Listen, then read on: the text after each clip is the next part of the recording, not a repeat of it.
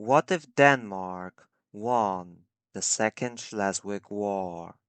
Shout out to Vihaneruyu for suggesting this topic. If you have a scenario that you want me to cover, make sure to comment down below. First off, for some historical context.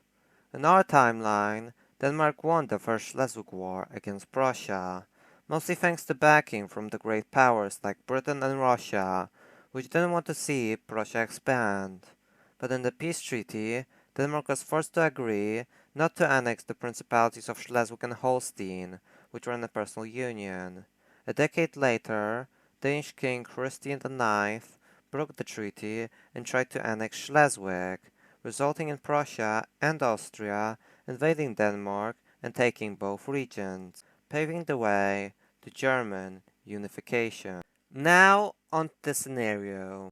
There are a couple of timelines we could go over. The first one includes the Danes swallowing their pride and agreeing to give up Holstein and Lauenburg, but keeping Schleswig, since many countries in the German Confederation were against the war even happening in the first place, and Schleswig was largely Danish. This would result in a timeline basically identical to our own, the only real difference being a larger Denmark further down the line. It might also result in the specifics of the Brothers' War being slightly changed, since the Schleswig-Holstein issue did play a role in starting the conflict, but the timeline as a whole would be basically undistinguishable from our own. As goes for the second timeline, this one involving a complete Danish victory in the war, we need to make a couple of changes. The first thing is to make the Danish state focus on gaining allies and international backing, notably focusing on convincing Sweden and Norway on keeping their promise of supporting them over Schleswig-Holstein, and improving relations with most of the great powers. The second thing we need is for Denmark to have an at least decent military. This could be achieved by implementing some reforms in the previous decades, so they could at least stand a chance against the German powers for the first few months of the war. The last thing we need to change is to have a great power like Russia or France on the Danish side. Since France was dealing with the Second Franco-Mexican War at the time, we need Russia to support Denmark. So let's say they want to regain some of their international prestige and also get revenge on Austria for their loss in the Crimean War.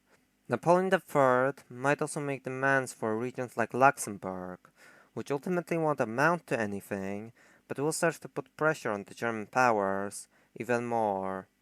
This would result in the German powers backing down or else risking a continental war.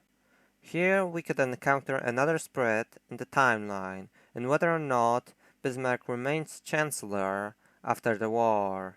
For this video, I'll go with the timeline where after the war, the king is forced to make Bismarck resign in order to save face and due to pressure from a portion in the nobility, since Bismarck wasn't too well liked within the elites. Without Bismarck, the whole European landscape would be changed. His resignation, along with Prussia's defeat in the Second Schleswig War, is likely to delay German unification by several decades. Another possible result of the war is that after Sweden and Norway's aid, Denmark would ally with them. The victory in the war and the cooperation between the Scandinavian states might also result in pan-Scandinavism becoming more popular, which might result in a future unification. Now let's get into the timeline. The first major changes are the lack of the Brothers and Franco-Prussian War, which resulted in a delayed Austro-Hungarian compromise, the continued rule of Napoleon III, and Austria still being in possession of Venice, although they would still likely lose it in a future war. As goes for the Hohenzollern crisis, it won't even happen in the first place, since Prince Leopold of Hohenzollern only accepted the Spanish throne after significant persuasion from Bismarck. The next major event in the timeline will be the death of Napoleon III, which under these different circumstances might happen a bit later than in our timeline. This will result in Louis Napoleon, also known as Napoleon IV, taking the throne of France. In our timeline, after the deposition of Napoleon III, he fled to England and became a lieutenant in the British Army, later dying in the Anglo-Zulu War in 1879. It's unclear what his personality would be like without these events, so let's take what we know of him in our timeline. Napoleon IV was intelligent, brave, and adventurous, with a strong desire to follow in the footsteps of his predecessors. He was also fairly well liked in the British court and by Queen Victoria herself, even before his exile in Britain. This might result in more positive relations between both states.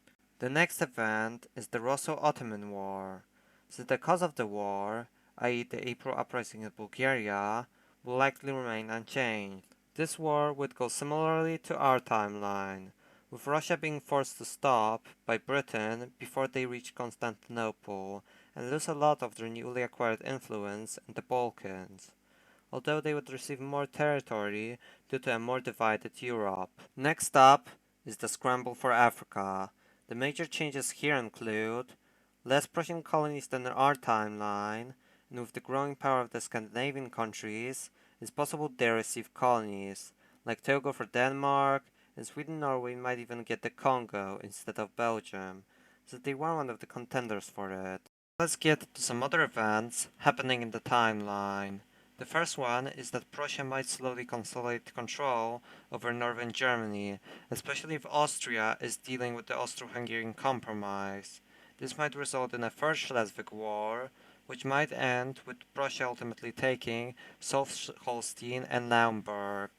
The second one would be the growing strength and unity of the Scandinavian alliance, slowly merging more and more institutions together, like having a shared currency. Another element of this timeline is that Europe would be much more politically divided than in our timeline. Austria and Russia will start their rivalry over the Balkans faster without the League of the Free Emperors. Prussia, or now North Germany, will start fighting with Austria over South Germany. Italy will desire expansion into South Tyrol and Istria, France might desire expansion into Germany, and the Balkan states might desire expansion into both Austria and the Ottomans, along with Russia. These tensions might eventually lead to this timeline's World War I. It could break out in several places, but we'll go with it breaking out between Austria and Prussia over southern Germany. Soon after, Italy is likely to join the war.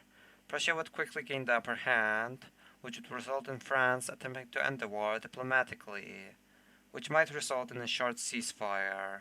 But Prussian demands turn out to be too high, resulting in the conflict starting over again. Both sides would use this time to prepare their strength and gather new allies, with Napoleon IV's France joining Austria and Russia joining Prussia. In the east, Austria is basically doomed, having to fight a war on three fronts, or maybe even more if some of the Balkan powers, like Romania or Serbia, choose to intervene.